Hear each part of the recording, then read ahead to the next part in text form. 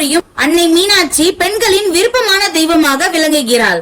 அவள் வேண்டுபவர்களுக்கு தன்னம்பிக்கை, தைரியம் மட்டுமின்றி கேட்ட வரங்கள் அனைத்தையும் வாரி வழங்கும் தாயாக வீற்றிருக்கிறாள் அன்னை. அகிலம் ஆளும் பராசக்தியின் அவதாரமான அன்னை மீனாட்சியின் வரலாற்றை தான் இந்த வீடியோல நம்ம தெரிஞ்சுக்க போறோம். கண்டிப்பா வீடியோவை முழுசா பாருங்க. மதுரையின் பேரரசியாக திகழும் அன்னை மீனாட்சி தேவி தனது கண்களாலே உலக உயிர்கள் அனைத்தையும் காக்கிறாள். அன்னை மீனாட்சியின் அவதார நோக்கம் துர்க்கை அம்மன், மகிஷாசுரமர்த்தினி, காமாட்சி தேவி போன்ற அம்பாள்களின் ஒவ்வொரு அவதாரமும் அசுரர்களை வதம் செய்து அழித்து நல்லவர்களை காப்பாற்றுவதற்காக அம்மன் எடுத்த அவதாரங்கள் ஆகும். ஆனால் அன்னை மீனாட்சி தேவி எந்த அசுரரையும் வதம் செய்வதற்காக அவதாரம் எடுக்கவில்லை, நூல்களிலும் குறிப்பிடப்படவும் இல்லை.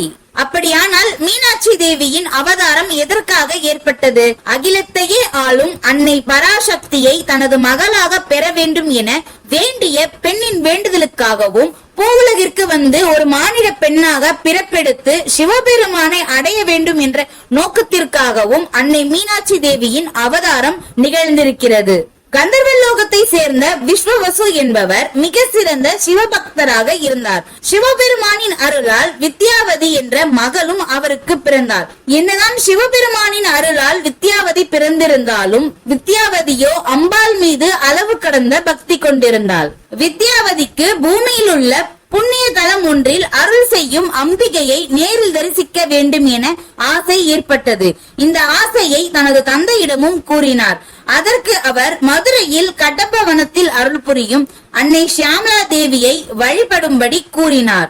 அதன்படி பூமிக்கு வந்து ஷியாமலா தேவியை தரிசித்து வழிபட வந்தார் வித்யாவதி.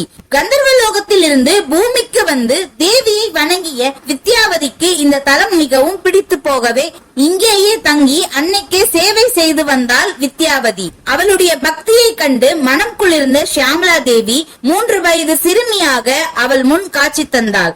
என்ன வர வேண்டும் என்று வித்யாவதியிடம் அம்பிகை கேட்டாள். குழந்தை ரூபத்தில். குழந்தையாக காட்சி தந்த நீ எனக்கு மகளாக பிறக்கும் பாக்கியத்தை அருள வேண்டும் என வேண்டினாள் வித்யாவதி. அதற்கு அம்பிகையும் அடுத்த பிறவியில் உனது எண்ணம் நிறைவேறும் என்று வரமளித்தார். தன்னுடைய அடுத்த பிறவியில் சூரிய குல மன்னனான சூரசேனனின் மகளாக காஞ்சன மாலையாக பிறந்து வளர்ந்தாள் வித்யாவதி. இந்த பிறவியிலும் அம்பாள் மீது தீவிர பக்தி கொண்ட காஞ்சன மாலையை மலையத்துவச்ச பாண்டிய மன்னன் திருமணம் செய்து கொண்டார். திருமணம் நடந்து பல ஆண்டுகள் ஆகியும் குழந்தை இல்லாமல் இருந்த அரசனும் அரசியும் மிகுந்த மனவேதனையில் இருந்தனர். இதனால் காஞ்சனமாலை அம்பிகையிடம் தனக்கு குழந்தை பாக்கியம் அருளும்படி வேண்டினாள். அதே சமயம் பாண்டிய மன்னரும் புத்திரக மேஷ்டி யாகம் நடத்தினார். அவர்களின் வேண்டுதலுக்கு இணங்க அன்னை பராசக்தி யாக குண்டத்தில் இருந்து ஒரு அழகிய பெண் குழந்தையாக தோன்றினாள். அக்குழந்தையை கண்ட மலைய தோச்ச பாண்டியனும் காஞ்சனமாலையும் மிகவும் மகிழ்ச்சி அடைந்து கொண்டிருந்த சமயத்தில் குழந்தை 3 மார்பகங்களுடன் பிறந்ததை கண்டு அதிர்ச்சி கொண்டு மனவேதனை அடைந்தார் மன்னர். மன்னன் வருந்துவதை கண்டு அசரீதியாக ஒலித்த ஒலி அவளுக்கான கணவனை கண்டதும் அந்த 3வது மார்பகம் மறையும் என்று கூறியது. தங்களுக்கு கிடைத்த குழந்தைக்கு மீனாட்சி என பெயரிட்டு சீரும் சிறப்புமாக வளர்த்தனர். அனைத்து கலைகளையும் தன் மகளுக்கு கற்றுக் கொடுத்தார் மன்னர். பல்வேறு கலைகளில் சிறந்து விளங்கி பல நுணுக்கங்களை கற்று பாண்டிய நாட்டின் அரசியானாள் மீனாட்சி. செங்கோல் வழுவாமல் சிறந்த முறையில் ஆட்சி செலுத்தி பாண்டிய நாடையே பெருவளம் பெற்ற பொன் நாடாக பொலிவுறச் செய்தாள் மீனாட்சி. மீனாட்சி தன் நாட்டின் எல்லைகளை விரிவுபடுத்த எண்ணி பல குறுநில மன்னர்களின் மீது படையெடுத்து வென்றாள். பிறகு பெரும் படையுடன் சென்று கைலாயம் பதியை அடைந்து போர் முரசு கொட்டினாள் கைலாயத்தில். அவளை எதிர்த்த பூத படைகளும் நந்தி தேவரின் படைகளும் தோல்வியையே தழுவினர். இதனை அறிந்த இறைவன் மீனாட்சியை எதிர்த்து போர்க்கோலத்துடன் அங்கே எழுந்தருளினார். எம்பெருமானை கண்ணெதிரே கண்டதும் மீனாட்சிக்கு பெண்ணுக்கே உரிய அச்சம், மடம், ஞானம், பயிர்ப்பு ஆகியவற்றை உணர்ந்தாள். அவளது 3வது மார்பகமும் மறைந்தது. இறைவனை தனக்குரிய கணவன் என்பதை உணர்ந்தாள் மீனாட்சி.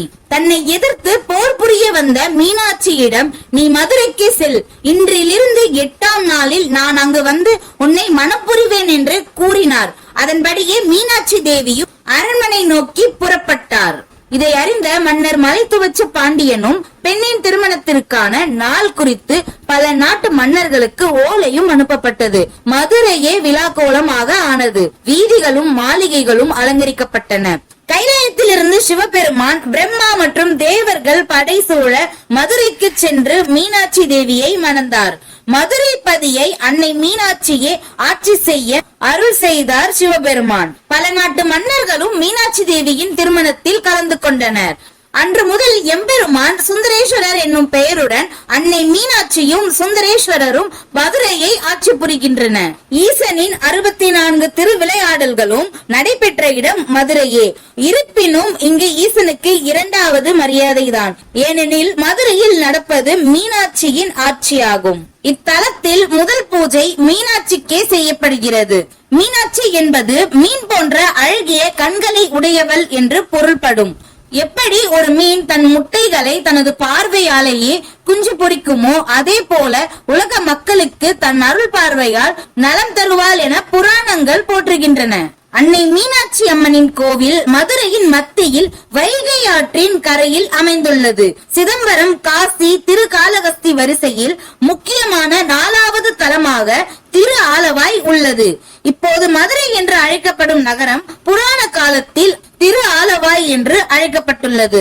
இத்தலத்தின் வரலாறு தனிப்பெருமை வாய்ந்ததாகும். தெய்வ மனக்கமலும் தேவார திருப்பதிகங்களில் இடம்பெற்றுள்ள 274 தலங்களில் இதுவும் ஒன்றாகவும் 51 சக்தி பீடங்களில் ஒரு கோயிலாகவும் அன்னை மீனாட்சி அம்மன் கோவில் உள்ளது. நகரின் மைய பகுதியில் மிக பிரம்மாண்டமான கோபுரங்களுடன் கம்பீரமாக காட்சியளிக்கும் மீனாட்சி அம்மன் கோவில் உலக பிரசித்தி பெற்றதாகும். இக்கோவில் சுமார் 1600 ஆண்டு காலம் பழமை வாய்ந்தது என கூறப்படுகிறது. தங்க விமானத்தின் கீழ் அன்னை மீனாட்சியின் கருவறை உள்ளது. இங்கு 2 திருக்கரங்களுடன் கையில் கிளியுடன் காட்சி தருகிறாள் அன்னை. அகிலமெல்லாம் அருள்பாலிக்கும் அன்னையை காண கண் கோடி வேண்டும்.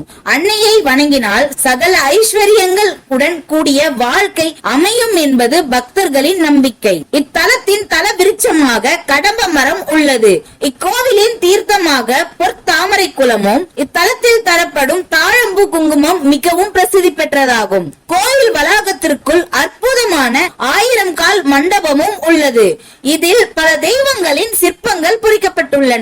தமிழகத்தின் மிக முக்கியமான விழாக்களில் ஒன்றுதான் மதுரை சித்திரை திருவிழாவாகும். 16 நாட்கள் மிக பிரம்மாண்டமாக நடைபெறும் இத்திருவிழாவில் மிக முக்கியமான நிகழ்வாக அன்னை மீனாட்சியின் திருக்கல்யாணமும் மற்றும் கள்ளழகர் வைகை ஆற்றில் இறங்கும் வைபவம் தான் மிக சிறப்பு வாய்ந்ததாகும். மதுரை பாண்டிய பேரரசியின் வரலாற்றை இந்த வீடியோல நம்ம தெரிஞ்சுக்கிட்டோம்.